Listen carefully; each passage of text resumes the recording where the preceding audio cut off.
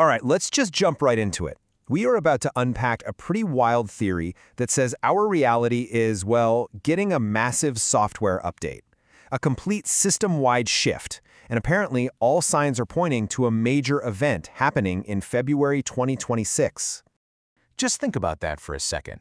Not a hard reset where everything gets wiped, but a refresh. A recalibration that literally changes the rules of the game, how we see, perceive, and even interact with the universe itself. That's the core idea we're going to explore today. So the theory goes that we're moving from a reality where we have to constantly search and dig for answers to one where the very act of observing something is enough to bring it into being. In this explainer, we're going to break down the mechanics behind this whole thing, from the cosmic triggers way out in space, right down to the, let's call it hardware, in our own brains. To really get our heads around this, we first need to zoom way, way out and look at the huge mechanics of our solar system. And fair warning, it's probably not what most of us were taught back in school. You know, the standard model we all learned shows our sun as this solo act, just hanging out by itself. But this whole theory is built on a totally different idea, that our sun is actually locked in a massive 26,000-year orbital dance with the star Sirius. This binary relationship, according to the sources, is the real engine behind what we call the precession of the equinoxes. But wait, it's not just a two-star show. There's a third major player here, the star Arcturus. So if you think of Sirius as the gas pedal that's driving this whole system forward, Arcturus is like the governor, or a gravitational pivot point that keeps the whole cosmic dance stable and stops it from wobbling out of control.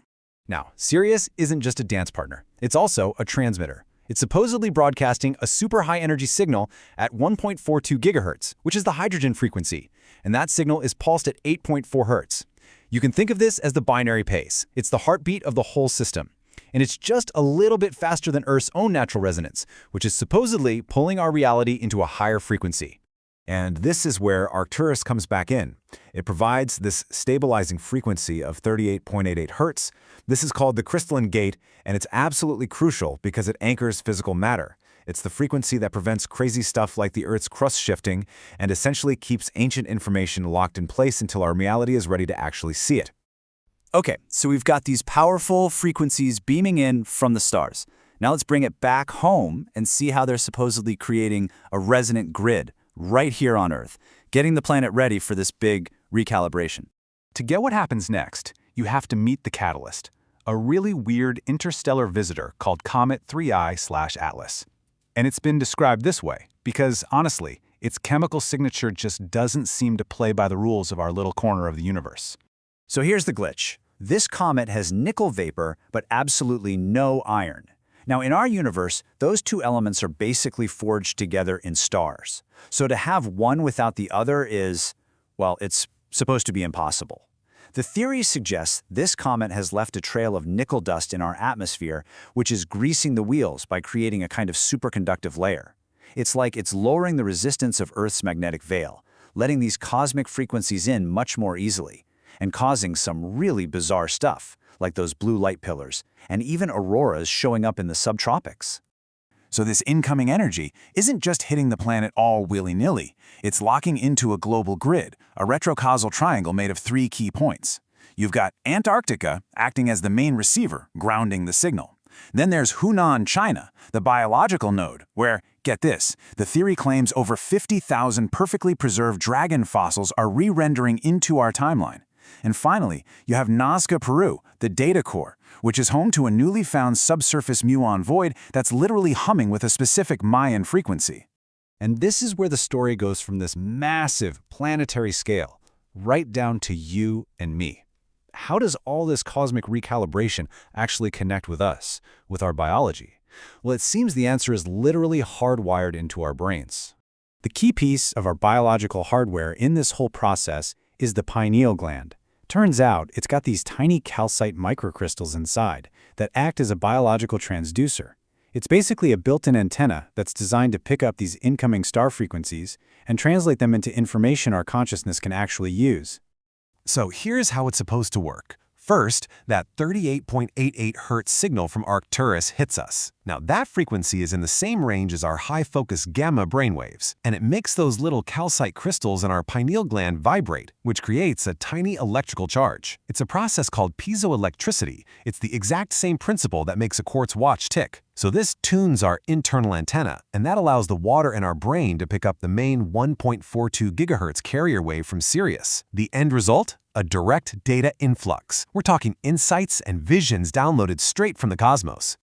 But just getting the signal is only step one. There's a higher octave, a 363.27 Hz harmonic that's resonating from that void under Nazca. This is being called a key part of a Mayan operating system for reality. It's the frequency that tunes our perception beyond boring old linear time and lets us start to see what these sources call the unified now. Okay, let's pull all these different threads together and look at the predicted climax of this whole event and what it could mean for how we even understand the concept of time itself. This timeline lays out the predicted final sequence. On February 24th, a perfect seismic synchronization, a phase lock between the Antarctica and China nodes. The next day, on the 25th, a detectable ping from the Nazca Void at that Mayan frequency. Then on the 26th, the predicted official confirmation of a massive 2-kilometer-long geometric structure under the Antarctic ice. And then the grand finale on the 27th, an observer surge, a huge spike in gamma brainwave activity across the entire population, leading to widespread reports of precognition, or as some call it, remembering the future. And the ultimate state this is all leading to is something called simultaneity. The idea here is that the resolution of our reality gets turned up so high that the difference between past and future just dissolves. Those ancient dragons re-rendering in China and the stars transmitting from the future become a single event that you can observe happening right here, right now. Which leaves us with this final mind-bending thought. It completely flips our understanding of cause and effect. What if time isn't a straight line we're all traveling on, but a giant landscape we're only now learning how to see? The theory suggests the future isn't something we predict, it's a past event, and its ripples are just now reaching us in the present. What does that do to our idea of free will? It's something to think about.